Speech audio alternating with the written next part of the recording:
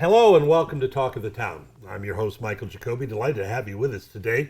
And with us in the studio, a new friend, Rick Williams, the CEO of Sombrado Family Foundation. Great. I've Pleasure just to be here. used all my notes. Good. So we're just going to relax and have a So conversation. we're going to relax and There you go. have some fun. Great. First of all, since we are called the Talk of the Town, you are you live in Los Gatos with your wife. I do live in Los Gatos. We moved here in 1990 and can't really see ourselves living anywhere else. We've been here and it's just been a perfect place to raise our kids. And really Well, love as a it. matter of fact, we started Jazz on the Plaza, I think, in '93, which was because maybe it was 2003, whatever. I know you come out, and I Yes. appreciate that. Yes. It's good to see you. All right, Sombrado Family Foundation. Let's take the top of the umbrella. The Sombrado Group is a construction group. Broader Group is a construction real estate enterprise, and they've been in the Valley for 4 generations and have really seen the Valley change and been a part of And been that building evolution and been building that evolution. So it started as a real estate enterprise and now has continued in that vein, but also now has a foundation that's going on its 20th year. Well, Sombrado is one of the great names in the history of the South Bay, and the family's still hands-on. Very hands-on. I think rumor has it that John's retired 3 times, but he's still hands-on. He's still in the office almost every day, and his passion is kind of unabated, and so it's fun to have him That's around. the great thing about being the boss of a family organization is the mandatory retirement age keeps bumping up. He's bumping. Let's make it a couple of years later. So you guys obviously, as the group, was into giving back and was into obviously counting their blessings and sharing those with folks. Right. How did the Family Foundation come about, and when did it? The Family Foundation will be 20 years old next year, and so Lisa, the daughter, was really looking at opportunities to give back, and she was coming out of law school.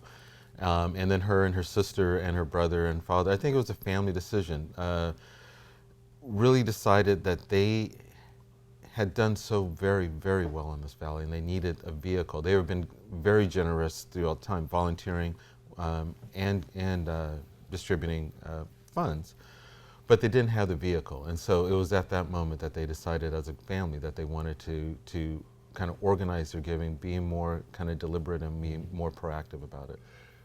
Now, the difference between a trust fund and a foundation, I mean, we were talking about Charlie Rose before, who's much brighter than me, and we talked. He has much bigger guests, so it all evens out. But we're talking about that, and they're PBS. It's all underwritten by foundations or trusts. What's the difference? A trust is usually what a person sets up to guide their giving, usually post their death, and allows the executor to follow specific instructions to kind of disperse those funds. A foundation is more of a living organization. Okay. It's something that's trying to make a change right now in the present. And so with the Sombrado Family Foundation, we are focusing on very strategic initiatives, looking at our community, trying to figure out what's happening in the community right now and where we can leverage and allocate our funds to make an impact. And it's if you're in that position, it's certainly wise to be proactive. Yes. And to look down the line. Do you have a 5-year mission? We have our overall mission is to make the Valley an opportunity for everyone. One of the things I say to folks is there's 2 places that is very hard to raise money for, 2 regions of the country, and that's Silicon Valley and Hawaii. Welcome to my world. Well, exactly. So Silicon Valley, everyone thinks everything's gold, and Hawaii is the same thing. Yeah. But if you pull back the layers a little bit, there's a lot of people that don't have the same opportunities. So, with the family's blessing, we are looking at how we can help everyone. Not start a new Apple or start the next Facebook, but you should be able to live and thrive in this valley in a way that's meaningful. You should be able to take care of your families in a way that's meaningful, and your kids should be able to have the best education. Well, Los Gatos is a classic example. A lot of people that don't know that many of the BMWs are pre-2005. But you talk about that, it's always the gorilla in the room. And, exactly. With the work I do for Jazz, it's always like, Los Gatos? Why would you need any money? Exactly. I said, we put our pants the same way. Exactly. Tell me about your background. Where are you from? Background, military brat. My dad was in the military. We moved all around. So I was born in South Carolina. Okay, on a base? On a base in Fort Jackson, South Carolina. And we moved every 3 years called Spokane, Washington home. He settled there and was How many a schools? commander. 6, I believe. That's not bad. Not too bad. Not too bad. I have to do it by grades. Where was I in this grade and that grade? But it was a great experience. Got to see, Germany, Hawaii, and all the places that we lived. Brought us close as a family. We live in Spokane, Washington, but then moved down here with my wife, who was a longtime director at Hewlett-Packard, and came down here to go to grad school. So we've been in the area since like '82, and then been here since. Where'd you go to school? Went to school at Washington State. Okay. Yeah. And Cougars. we're both Cougars. Cougars? Yes. I was up at Corvallis a couple of weeks ago for the state game, and what a pretty campus. Corvallis? Yeah, Yes. Corvallis. Yeah. The campus in Eugene is like Columbia. My Lord, that's impressive. Yeah. But they don't have the plaque with your name. Exactly. Exactly. So, what was your major? Major was psychology, so I have a bachelor's in psychology and a master's in clinical psychology. Okay. There's something you want right at the top of the resume. And I use that quite a bit. A lot of headhunters. Use that quite a bit. Yeah, so that comes in handy. Then I came here and I had the pleasure of been in the center of looking at how the Valley has changed. And so when I got here, I ran several nonprofits, been very active in them, and then left and was head of the hospital system for the mental health department and was the deputy director of the mental health department for a while. And then branched off and went into this thing called philanthropy, and been there ever since. How long have you been with the foundation? Been with the foundation coming up on my 3rd year. Okay, all right. Tell you what, we're going to take a break. I want to talk more about what the foundation does and how it not only affects the community, but also how the community can get involved in it as well. Great. We're with Rick Williams, CEO of the Sombrado Family Foundation. You're watching Talk of the Town. I'm Jacobi. That brings you up to date. We'll be back in just a few. Hi, I'm Steve Mariucci with the NFL Network, and you're watching KCAT Television.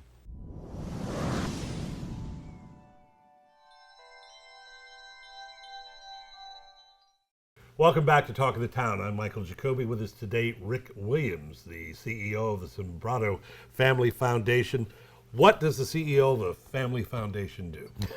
That's a great question. I get asked that a lot, quite a bit. You come up with an answer? Come up with an answer. So I spend most of my time trying to make sure I'm in tune with what's happening in the community.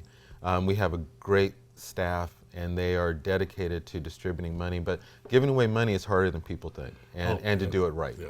So we spend a lot of time trying to figure out how to leverage our dollars so they get the best impact, and that takes a lot of time.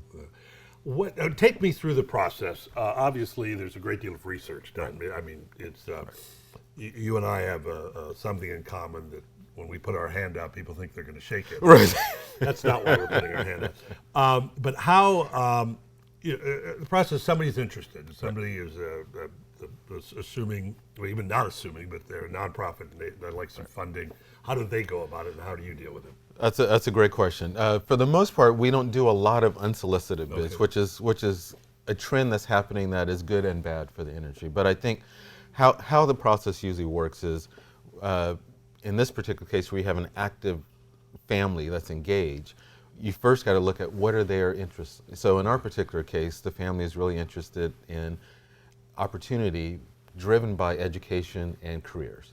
So if you have that as a bedrock, then from there is what are the things that are preventing children from getting the best education they can? What are the things that are preventing those that are not on the college track from still thriving and taking care of their family in the Valley? So after that kind of high level work is done, then it's looking at individual organizations in the Valley that are doing their best to make sure that kids have the best teachers. So what we try to look at is, can we get the best teachers in every school possible? Can we get as many high quality schools in the Valley as we possibly can?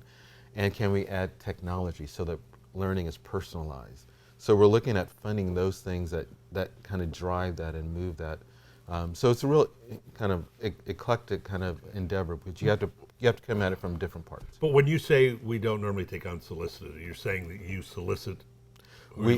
Exactly. Isn't that a bit of a catch-22 though for it is, but for people that are really in need? Exactly. Well, we don't accept unsolicited from organizations, but what I've found over the years, I've been in philanthropy for 14 years now. Right. What usually happens when you are focused on an area that you're trying to impact, if you go and listen to the community, they will tell you who's doing the best job there, and then we just go right to them.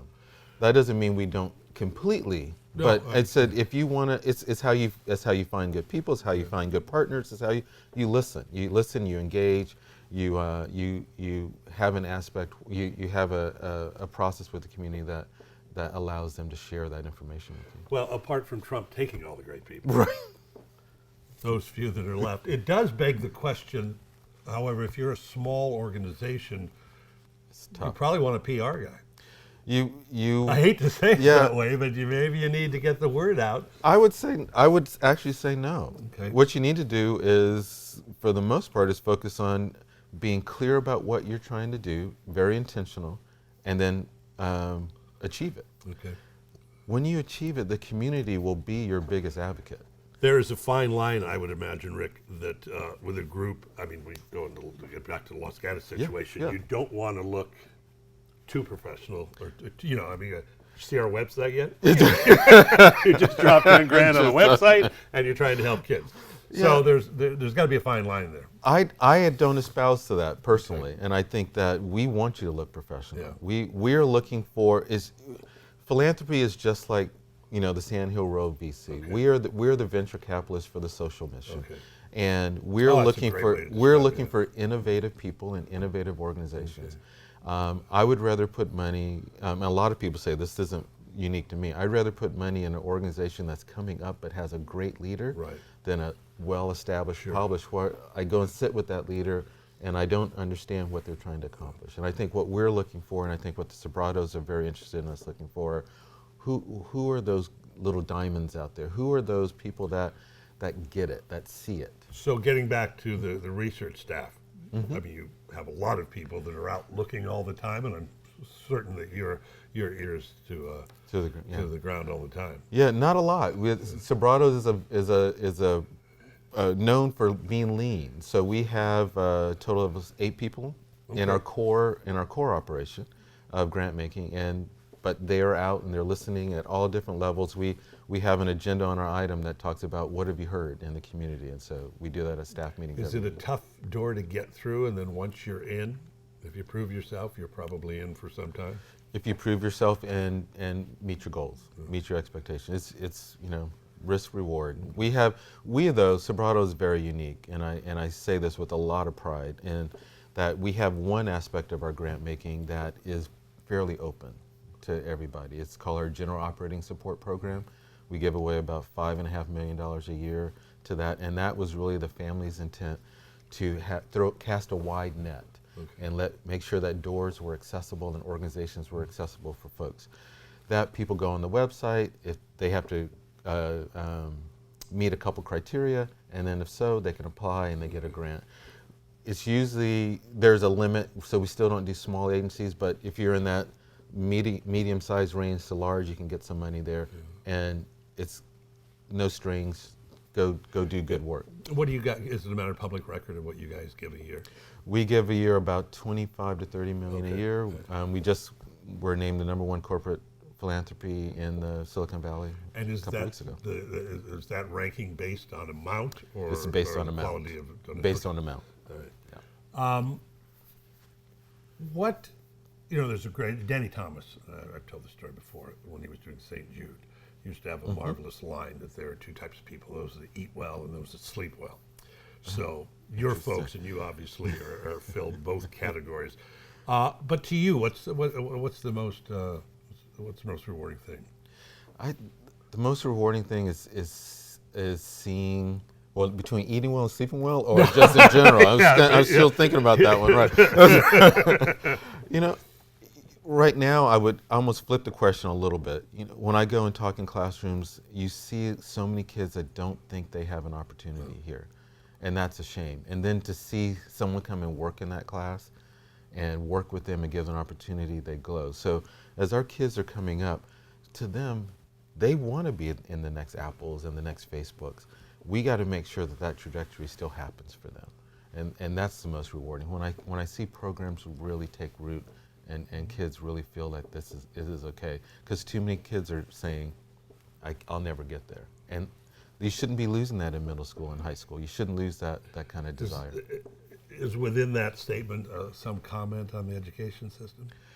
It's a comment on the education system and its need for major reforms. It's also a comment on kind of the nature of the Valley right now, and that I think for the Valley to continue to be the place that we want it to be, we need that sense of community, where people come out to the jazz festival and they see their neighbors and stuff like that. Where, too many people are able to kind of withdraw into little sub areas, and I think we're forgetting to hand out and reach out to others. Well, not to sound self-serving, it's in my nature.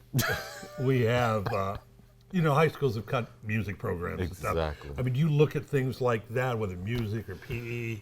We do, and we don't. Those aren't things that are aligned with the passion of our foundation, but those are things that are critical to the community. Yeah. And so the Sobratos have their own. That's part of the wide. That's net, part of their wide net that they do. But I actually agree. I think the absence of music and arts in school is criminal. I think the fact that schools don't teach basic economics is criminal. Well, or civics. And civics, exactly. Apparently, it's civics that we had, And I think the limited access to PE. I mean, you put all those things together, and what is the message that we're setting for ourselves in the priorities? So. We're doing something here at KCAT, which is with the venue, which is over here at Los Gatos High School campus.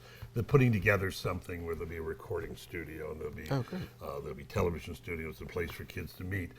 But what's amazing to me, and particularly since, and I'm very proud to be involved with KCAT, but since I've been here, I've spoken with young kids who've come in and interned here with the television station, and it's turned their life around. Right.